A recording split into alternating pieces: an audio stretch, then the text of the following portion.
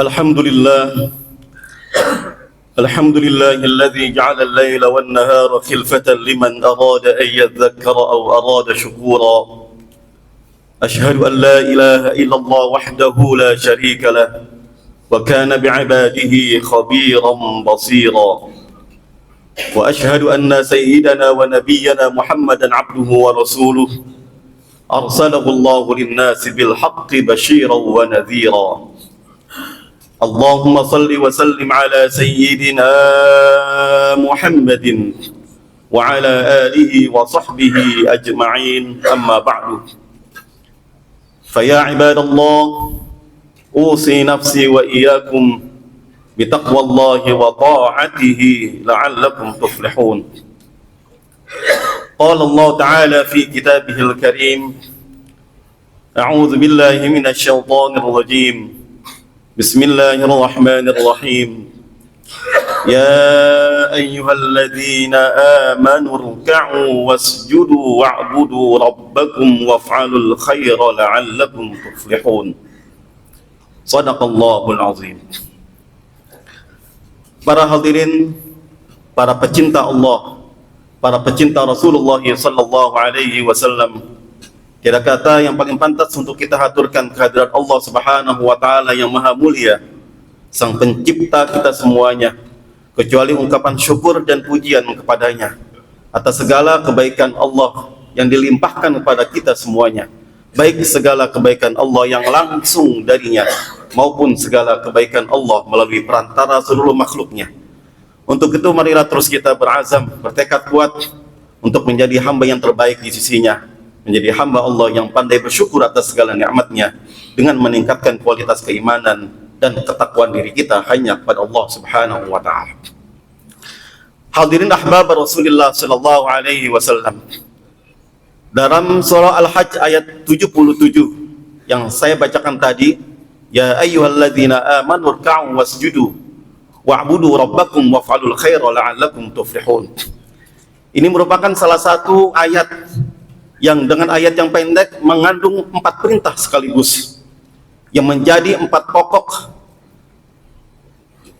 perintah utama yang datangnya dari Allah Subhanahu wa taala. 4 perintah utama yang merupakan sebagai wujud daripada keimanan yang telah Allah torehkan di dalam jiwa kita semuanya. 4 perintah utama yang merupakan simbol ketakwaan, yang merupakan implementasi daripada keimanan kita pada Allah Subhanahu wa taala dan kasih sayang kita dengan sesama makhluknya. 4 perintah pokok yang harus kita jalankan secara konsisten, secara istiqomah, sebagai etika, adab kita sebagai makhluk kepada sang pencipta Allah Subhanahu wa taala. Perintah ini dilandasi dengan kalimat ya ayyuhalladzina amanu. Tidak akan bisa orang melaksanakan tak akan bisa seorang pun melaksanakan 4 perintah utama ini selain memiliki basic keimanan yang baik.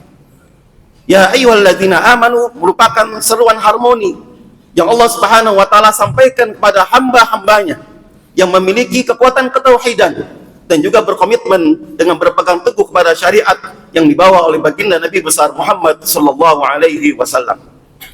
4 perintah pokok ini harus dilaksanakan dengan apapun, tanpa melihat apapun latar belakang status sosial seseorang. Selama dia sebagai hamba Allah, beriman, bertakwa, beribadah pada Allah Subhanahu wa taala, maka hendaklah dia melaksanakan 4 perintah utama ini.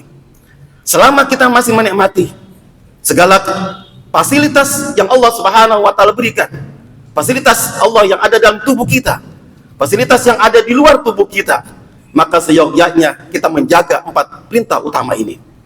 Yang pertama adalah irka'u, rukuklah.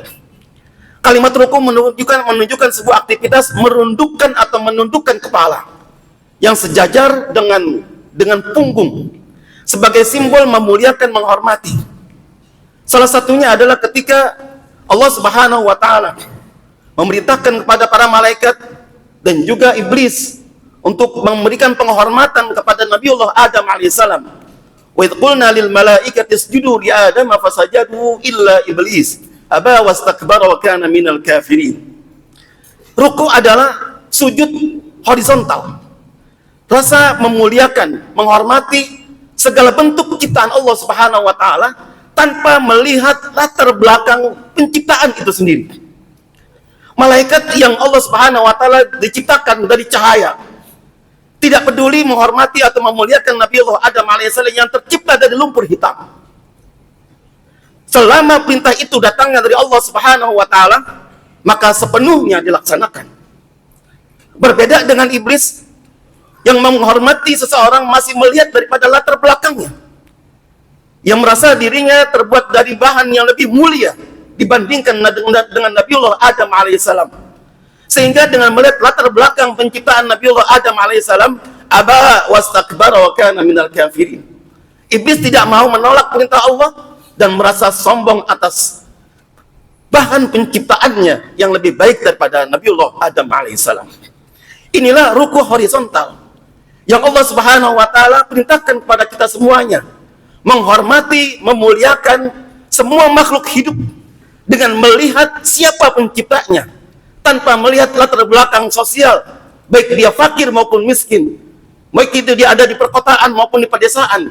Selagi dia adalah makhluk Allah Subhanahu wa taala, maka kita muliakan dan hormati sesama makhluk Allah Subhanahu wa taala.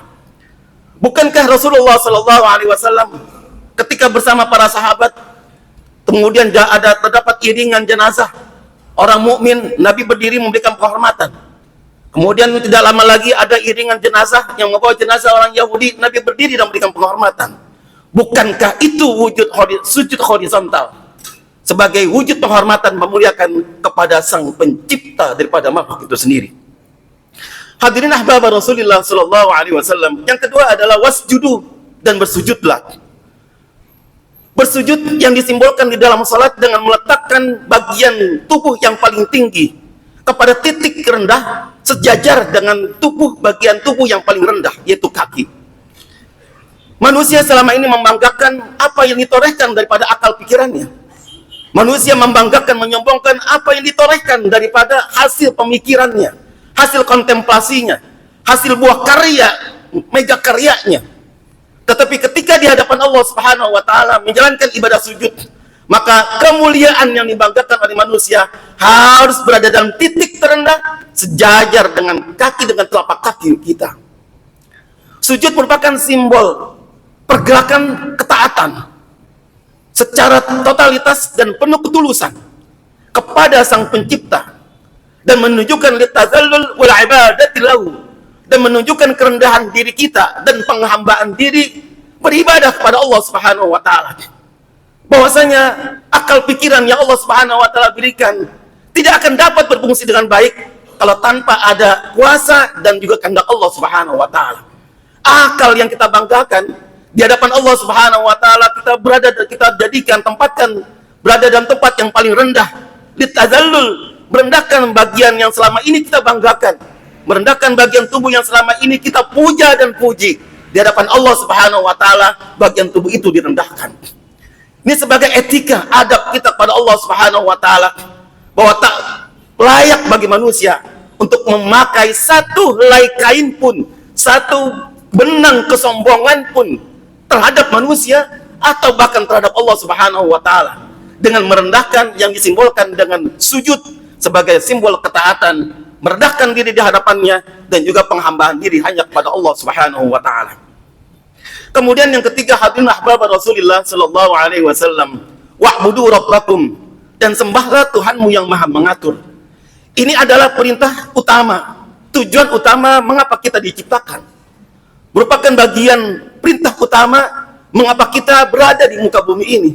Wa ma khalaqtul jinna wal insa illa liya'budun. Penghambaan diri kepada Allah Subhanahu wa taala kewajiban mutlak bagi siapapun, bagi seorang mukmin dimanapun dan kapanpun dia berada, dengan melaksanakan segala apa yang Allah Subhanahu wa taala perintahkan dan menjauhi segala apa yang Allah Subhanahu wa taala larang. Segala adab dan etika di hadapan Allah Subhanahu wa taala harus dikedepankan dibandingkan dengan mengikuti hawa nafsu kemauan manusia. Bukti penghambaan diri kita pada Allah Subhanahu wa taala adalah mengikuti perintah Allah, bukan mengikuti hawa nafsu.